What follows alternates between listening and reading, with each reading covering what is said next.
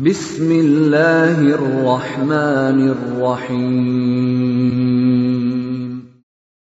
Waltakum minkum ummatun yad'una ilal khairi wa ya'muruna bil ma'rufi wa yanhauna 'anil munkar.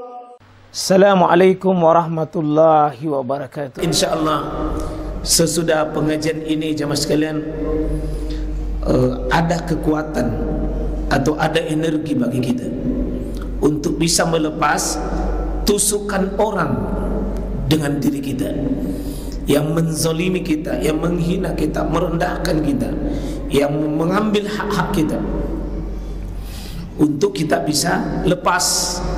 Dan kemampuan melepaskan itu semata-mata mencari ridha Allah. Di situ ibadah. Situ ibadah. Ternyata sujud itu ibadah, ruku itu ibadah, puasa itu ibadah, berzikir itu ibadah, bersedekah itu ibadah, syukur itu ibadah, sabar itu ibadah. Ada satu ibadah ya sekalian yang sangat dahsyat, kemampuan afa, mendapatkan maaf, mau memberikan maaf. Mari kita, apa manfaatnya, apa ganjarannya bagi orang ini, supaya kita ada basyirah, ada berita gembira bagi kita, dan ada fadilah yang kita miliki. Yang pertama, memaafkan itu memuliakan. Karena sering ada di antara kita mengatakan, enak itu kalau dia mau dimaafkan, enak itu dia kalau dimaafkan. Ini anggaran panwas sekalian mesti bertentangan dengan dalil. Jangan ikuti dengan perasaan ini. Memaafkan itu memuliakan, mendendam itu, membenci itu adalah menghinakan. Disebutkan dalam hadis Imam Muslim, ma zadallahu abdan bi'afwin illa izza. Itu jaminan Nabi itu. Ma zadallahu abdan bi'afwin illa izza. Allah tidak akan menambah seseorang dengan kekuatan memaafkan pada orang lain, kecuali apa kata Allah, illa izza. Izza, kemuliaan. Maka tidak ada yang bertambah pada diri orang itu kalau dia mampu melahirkan kekuatan memaafkan, meskipun berat, kecuali Allah akan berikan garansi izza, kemuliaan. Karena sering mengatakan di tengah masyarakat kita, ya seolah-olah kita yang hina, kita yang rendah, kita yang lemah kalau kita memberi maaf. Seolah-olah kita yang jatuh hina kalau kita memberi maaf. Padahal dalil tidak. Siapa memberi maaf, dia mulia. Siapa memberi maaf, dia yang terangkat derajatnya. Dan tidak akan jatuh hina seseorang yang mampu memberikan kekuatan, saya maafkan, saya maafkan, saya maafkan.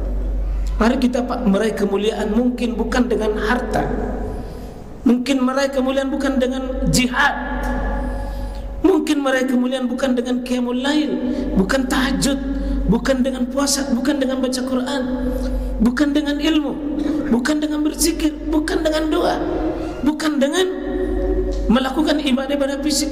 Ada sebuah energi. Coba kita berkata, saya maafkan, saya maafkan, saya maafkan.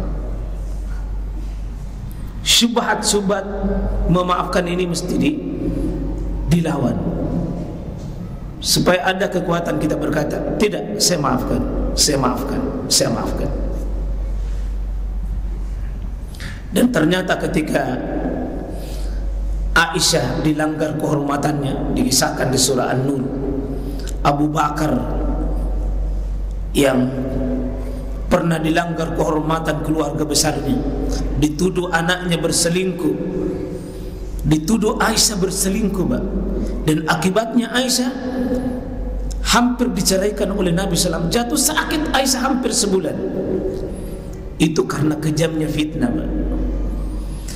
Orang ini tinggal di rumahnya Abu Bakar, bapaknya Aisyah, orang miskin, kaum muhajir, tinggal di rumahnya Nabi, dipelihara oleh Nabi, maaf Abu Bakar. Tapi dialah yang menjadi sumber fitnah pada Abu Bakar dan keluarga besarnya. Yang menanggung selama ini Abu Bakar, tapi dia yang mencemarkan kehormatan Aisyah. Dia ikut menyiar-nyiarkan dengan ikut dengan berita-berita hoas. Akhirnya apa, Pak? Abu Bakar menghentikan perhatiannya, dan Abu Bakar hampir mengeluarkan orang ini dari rumahnya. Turun ayat, atuhibbuna ayyaghfirallahu lakum. Apakah engkau Abu Bakar, atuhibbun, kamu suka ayyaghfirallahu lakum, untuk Allah memaafkan dirimu Abu Bakar? Maksudnya, kalau kau maafkan ini Abu Bakar, ini orang, maka engkau ampuni dosa. Apa kata Abu Bakar dalam menyambut ayat ini? Uhibbu ya Allah, uhibbu ya Allah, saya senang. Dan belum datang orang ini yang berbuat zalim, yang memfitnah, yang membuat kekejaman, belum dia datang ulurkan tangannya, tapi Abu Bakar mengatakan, saya mau diampuni ya Allah, saya mau ya Allah diampuni, saya mau, saya mau. Jadi memaafkan itu, Pak, tidak ada syarat, tidak perlu syarat, tidak perlu syarat berjabat tangan, tidak perlu syarat datang, tidak perlu syarat senior, junior, tidak perlu syarat datang. Abu Bakar memaafkan orang ini sebelum orang itu datang. Artinya ya sekalian, kalau kita ini rindu dihapus dosa dan kesalahan kita, kalau kita ini juga mau dimaafkan oleh Allah, jangan, tidak cukup kalau kita berkata ya Allah ampuni saya, ampuni saya, ampuni saya. Tidak cukup, tidak cukup. Mari kita pakai panggilan Allah kepada Abu Bakar dengan pada kaum muslim. Atuhibbuna ayyaghfirallahu lakum. Apakah kamu suka diampuni dosamu Abu Bakar dengan kau maafkan itu orang? Jadi seolah Allah mengatakan, maaf kami dulu orang lain sebelum kalau kau mau maafkan. Tidak ada orang, Pak, yang tidak mau. Tidak ada orang yang tidak merindukan maaf. Ya, tidak ada orang yang tidak merindukan maaf. Apakah Allah mengampuni kita, Pak, dengan kezaliman kita dengan orang lain, dengan kesalahan kita orang lain? Syaratnya, sudahkah juga kita menyiapkan diri untuk berkata saya maafkan sebelum dia datang maafkan, baru kita datang ya Allah maafkan saya. Atuhibbuna ayyaghfirallahu lakum. Apakah engkau suka dimaafkan? Jadi syarat ampunan Allah kepada kita adalah kesediaan pun diri kita untuk memaafkan orang lain. Kita tanya-tanya, Pak, diri kita. Ya, tadi malam itu reuni Pak Wali angkat tahun 81. Itu sudah umur 62 ke atas umurnya. Saya katakan kalau 61 tahun yang lalu, ya 50 tahun yang lalu, saya kira dilupai nih itu, tak lewat-lewat kalau masih diingat. Yang paling penting kita ini bikin daftar adalah yang masih ada korelasi kita hari ini, yang masih ada interaksi kita, yang masih ada hubungan kita, Pak. Karena clash, salah pengertian, kezaliman, kesalahan, kericuhan, hal-hal yang tidak enak itu, Pak, bukan orang dari jauh, orang dekat kita. Bahkan semakin dekat dengan kita, maka peluang dan ruang untuk orang lain salah buat kita pasti. Ini yang mau Dan tidak ada ayat dan hadis dalam Al-Quran maupun hadis kalau kita buka, tidak ada yang paling tegas memberi maaf melebihi daripada memberi maaf pada pasangan hidup dan orang dekat. 3 kali itu. Coba kita lihat di surah At-Taghabun itu, di ayat 60, surah 64 di ayat 14 itu, wa in ta'fu wa tasfahu wa taghfiru. 3 kali di situ. Ya, 3 kali di situ. Ta'fu, tasfahu wa taghfiru. Sama-sama artinya memaafkan. Sama-sama itu artinya memaafkan. Bisa ada yang membawa Quran sini? Ada yang bawa? Kita coba itu. Dibaca terjemahnya coba. Coba. Ini supaya begini Pak, saya ingin mengharap kepada kita ini, sebenarnya tidak ada baku bombe itu kalau kita tidak pernah ketemu.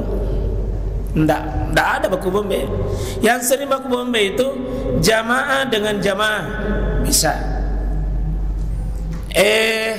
Tukang parkir dengan tukang parkir, iya. Penjual ini di sekitar los-los itu bisa kelas. Pedagang dengan pedagang, polisi dengan polisi. Siapa lagi? Ustaz dengan ustaz.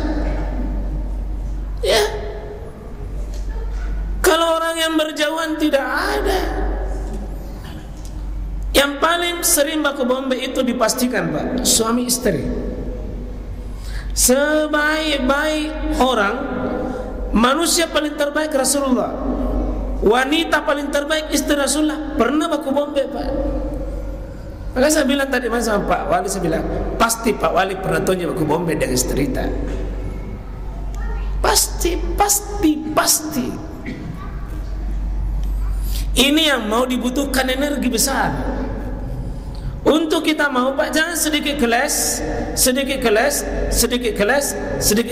melebar. Yang paling penting kita, bagaimana ada kemampuan